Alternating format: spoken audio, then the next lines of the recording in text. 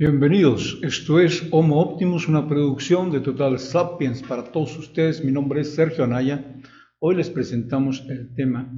de la amnistía a los delincuentes con la nueva ley aprobada en el Congreso de la Unión a través de la Cámara de Diputados y que pasará ahora al Senado, donde tendrán la oportunidad de modificarla o rechazarla y, en su caso, aprobarla, desde luego. ¿Qué es lo que realmente tiene de fondo esta ley y por qué es rechazada por algunos y ha generado alarma entre la población? Parte de esta alarma se deduce a partir de que algunos agentes de la oposición, particularmente del Partido Acción Nacional, han dicho que con la aprobación de esta ley se liberarían alrededor de 300.000 delincuentes. Realmente esto no corresponde a la realidad, pues solo aplicaría, para empezar, a lo que son los delincuentes de orden federal y, como veremos más adelante, solamente en casos específicos que no implicarían un número mayor a 4 o 5.000 personas, lo cual, desde luego, aún así representa una suma que la sociedad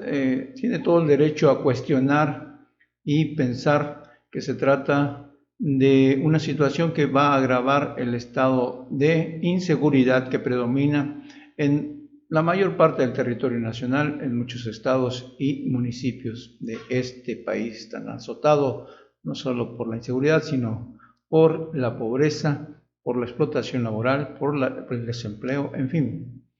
Pero vamos a ver uno por uno qué es lo que realmente incluye. Vamos a analizar una información de la agencia EFE, la agencia española,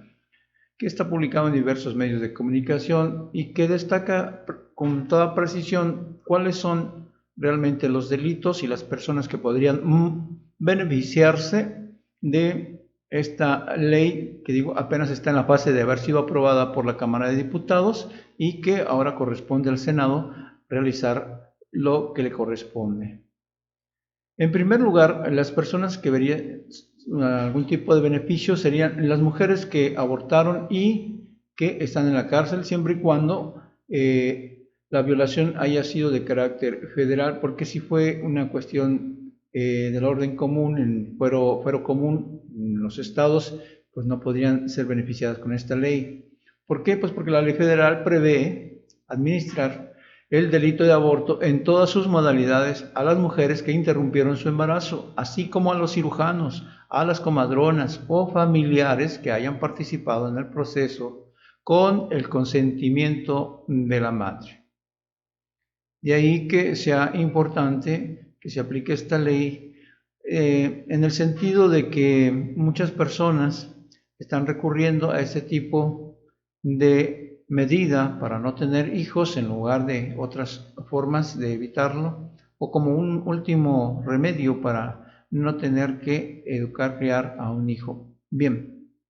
el asunto, como está muy en boga a nivel social, pues se incorpora en esta ley a estas personas que estén en ese tipo de problemas, ya sea por ser mujeres que han abortado, por ser médicos que han accedido a liberar a estas personas del proceso de embarazo, a que sean personas no tituladas como las comadronas o incluso algunos familiares que en este proceso colaboren para que la madre no tenga a su bebé. ¿Qué otras personas podrían verse beneficiadas? Pues los traficantes de drogas, conocidos como narcomenudistas, es decir, personas que en pequeñas cantidades se dedican a vender, comúnmente conocidos como dealers, que son los que le llevan la droga de primera mano a los consumidores. E incluso muchos consumidores se han visto encarcelados porque, en lugar de comprar o llevar consigo una o dos dosis que estén permitidas por la ley, pues se compran a lo mejor de 10, y en ese sentido, si son atrapados en ese inter, pues son considerados traficantes y enfrentan un proceso sin que necesariamente hayan sido traficantes de drogas, aún en el caso del narcomenudismo.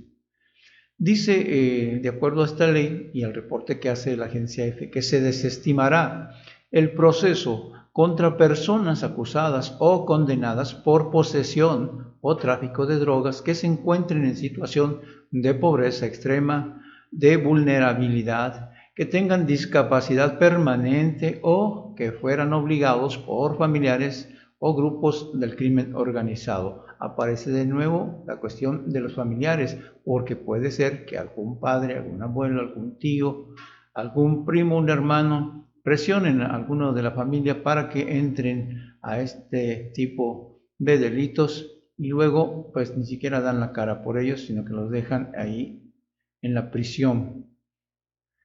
Otro tipo de personas que podrían verse beneficiadas con la ley de amnistía son los indígenas.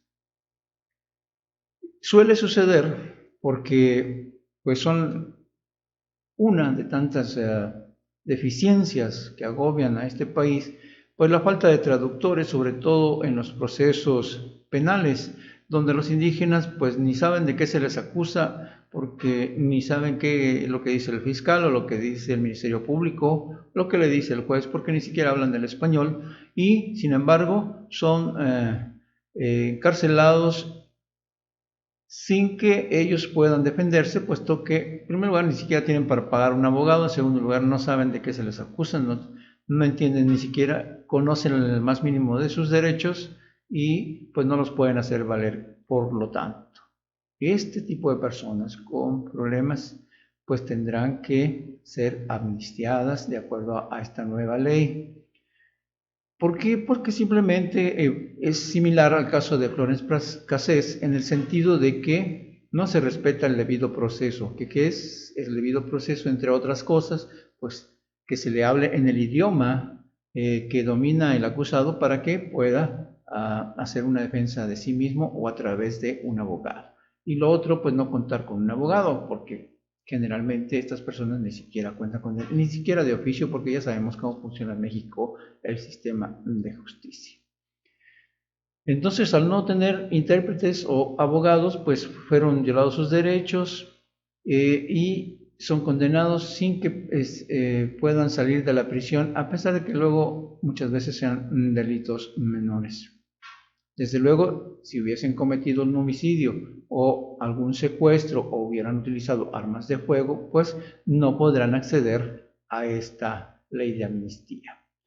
Otras personas que podrían también tener la opción de solicitar la amnistía es aquellos que están procesados por robo simple. En este caso, la amnistía corresponde a personas procesadas o condenadas por el delito de robo simple, en caso de que éste fuera sin violencia y pues no implique una prisión preventiva superior a los 4 años. Es decir, el tipo de robo. Si cometen un robo de grandes magnitudes que amerite una pena superior, aunque sea la primera vez que delincan, pues tendrán que permanecer en la cárcel. Un robo simple, un robo sencillo, mínimo de los que muchos ocurren y que muchas veces por necesidad cometen las personas, por hambre, por atender no la suya, sino muchas veces la de sus propios hijos, por padres o madres de familia que intentan pues llevar algo que comer para sus casas, que son robos menores. Ellos, si están en proceso o están encarcelados, podrán acceder. La amnistía, esta ley, procede para casos específicos y debe establecer el periodo que aplica. Obviamente tendrá que ser antes de que esta ley se promulgue, de lo contrario entre en vigor. De lo contrario, las personas que delincan posteriormente a la promulgación de esta ley o su entrada en vigencia, mejor dicho, pues no podrán tener acceso a esta ley de amnistía. ¿Qué otro tipo de delitos? Los llamados delitos políticos. Según el texto de la nueva ley, se podría amnistiar a las personas que cometieron o instigaron una sedición para alterar la vida institucional de México por motivos políticos. Esos presos políticos que dicen que no existen en México, pero que sin embargo todos sabemos que hay en cárceles municipales, estatales, federales, y que ahí están, simplemente sin que sean liberados y muchas veces sin que sean sentenciados. ¿Quiénes no podrán acceder? Pues quienes hayan cometido terrorismo, asesinatos o lesiones con armas de fuego. Entonces está claro que no se busca liberar a cualquier delincuente, sin embargo, no se puede negar que muchos delincuentes, aunque sean menores, pues van a estar libres. ¿Y cuál es el objetivo? Pues realmente habría que preguntarle al presidente Andrés Manuel López Obrador, porque si delinquieron deberían pagar por lo que hicieron y punto, salir libres, a lo mejor no tener los 10, 15 o 20 años porque son delitos menores, pero que compurguen una pena o que hagan algún tipo de servicio a la comunidad, sobre todo porque muchas veces van a salir y a reincidir y otras más pueden ir incrementando el nivel de su agresividad y pasar del robo simple al robo a mano armada, a lesiones e incluso posteriormente podrían llegar a matar a alguna persona. Esa es la situación y lo que se espera es que en realidad se regeneren, que vean que el Estado realmente no está en su contra, que el haber delinquido por presiones externas, por la pobreza, por la vulnerabilidad en que se encontraban, por ser menores de edad, etcétera, o presionados por grupos de la delincuencia organizada, pues sí se toma en cuenta para que no sean castigados de una manera similar a otras personas que realmente son delincuentes de alta escuela o que son muy peligrosos para la sociedad. Este es el comentario de hoy, les agradezco su atención y los invito a que estén mañana para otra charla sobre los temas de interés para usted y todos.